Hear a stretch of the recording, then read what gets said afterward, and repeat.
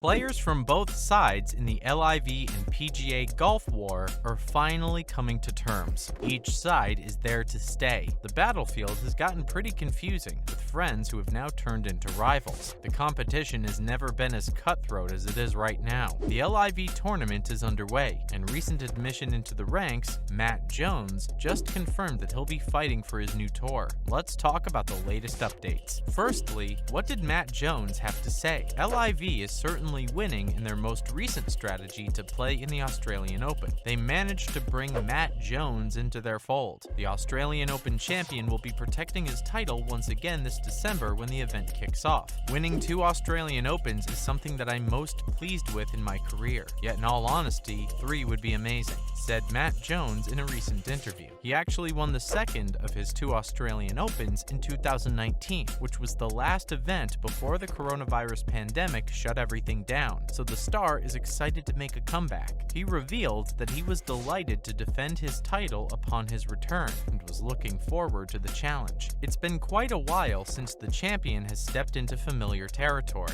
and many fans wonder if he is still in practice the way he was in 2019. It's going to be difficult for sure, but quite a treat to watch the player back again in his element. LIV CEO and Australian legend Greg Norman this week confirmed that they had actually failed to get Adam Scott to join the new tour, which means that he'll be playing for the PGA against Jones. Despite their suspensions from the PGA visit, with which Golf Australia is affiliated, the Australian players are warmly welcomed at the event, which will take place at the Victoria Golf Club in December. Australian PGA winner Jediah Morgan is additionally in the 54-man field, playing for $25 million in prize money. Moving on, who else will we see returning from the Australian Open? Jones is one of the 5 Australians geared up in the current week's LIV tournament in Chicago. Alongside him are going to be legends Cameron Smith, Cameron Davis, Hannah Green, Lucas Herbert, Matt Jones, Geoff Ogilvy, and other people who are slowly going to be announced are all returning for the Open. Another familiar face we'll be seeing is the 2010 US Open winner Geoff Ogilvy, who confirmed that he'll be playing in the Australian Open again in December. The 45-year-old golfer has actually made a brief return on the PGA, but quit before he even got paid and just moved to Australia, which is where we'll be seeing him return.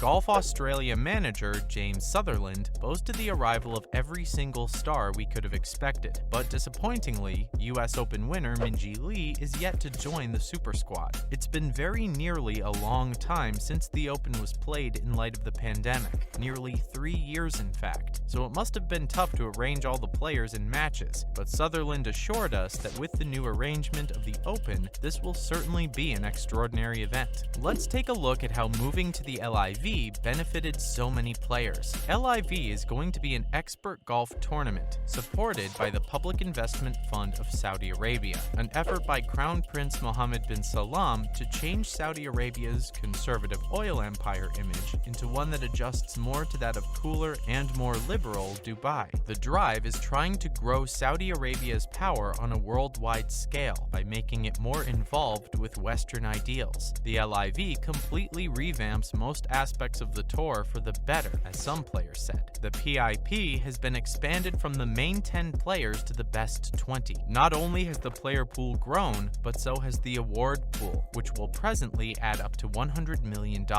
twice the previous $50 million prize. This interesting change influences the top players as well as those fighting for PGA Tour cards on a yearly premise. Players will be insured for at least $500,000 and will get the cash up front just for playing 15 games minimum, not including the $5,000 for travel expenses like the airplane and car costs. Lastly, how the PGA is still being petty over their feud. The tour can't contend with LIV Golf's Saudi billions in accessible award cash and certifications, but what the tour can offer is a mix of known competitions and surefire admittance to the major leagues and stability. But that hasn't stopped them from trying to get vengeance on every player that abandoned them. The PGA Tour offers a lot of vocational security in a way that LIV actually can't. For mid-level players, LIV is an actual gamble and a huge risk if it doesn't work out. With only 48 spots available, many players are going to be left without any options for playing. A player who hops from from the Tour to LIV gives up their entitlement to play on the PGA Tour, regardless of whether their gamble works out or not. In a cruel way to blackmail players into staying, the Tour has forced suspensions till almost 2024 for players who were seen as abandoning them. Matt Jones and Cameron are some of the more high-profile players to switch sides in the Civil War recently, and they've been reported to have agreed that the PGA Tour appears to be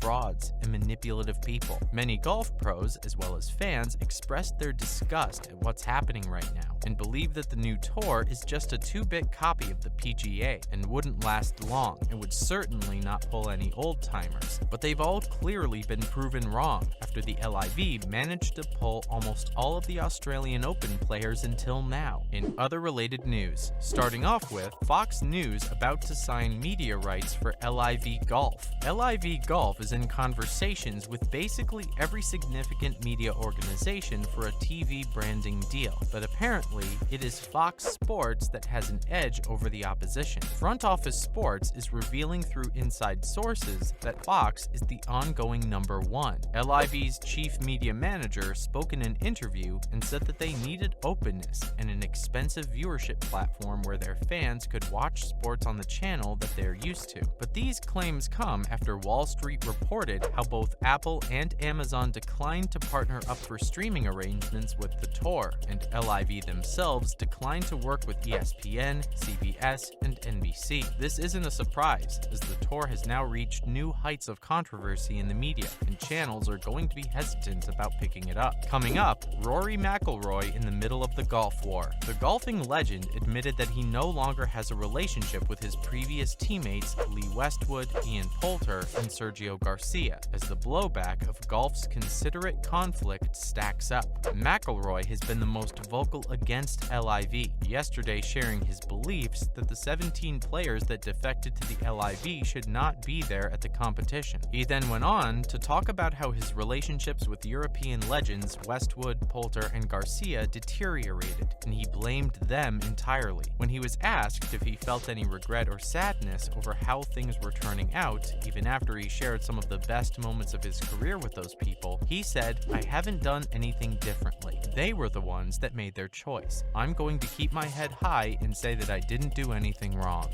Finishing off with PGA players speak out in BMW Golf Championship. The golfing world just keeps on giving. In the latest episode of the LIV Golf vs PGA Tour feud, John Ram, Billy Horschel, and Rory McIlroy were among the PGA Visit players who revolted against LIV players contending in the BMW PGA title. They refused to accept that their rivals had been allowed into the matches, since their LIV players defeated some DP World Visit players and even got back some of their world ranking points. That was what pissed them off the most, and they were hoping the LIV wouldn't be able to get those back. It's completely understandable why Horschel and the other players would be annoyed. These are trying times for both sides of the sport. LIV players were in fact justified in taking part in the sport, but they haven't exactly respected the game in the best way. If you were one of the LIV players, then the championship had made sure that only the most well-deserving made it into the matches, and each one of them earned their spot this week, and it was their right to attend. It was also a win-win for them, as they sorely needed their world ranking points back as soon as possible. That's a wrap for this video,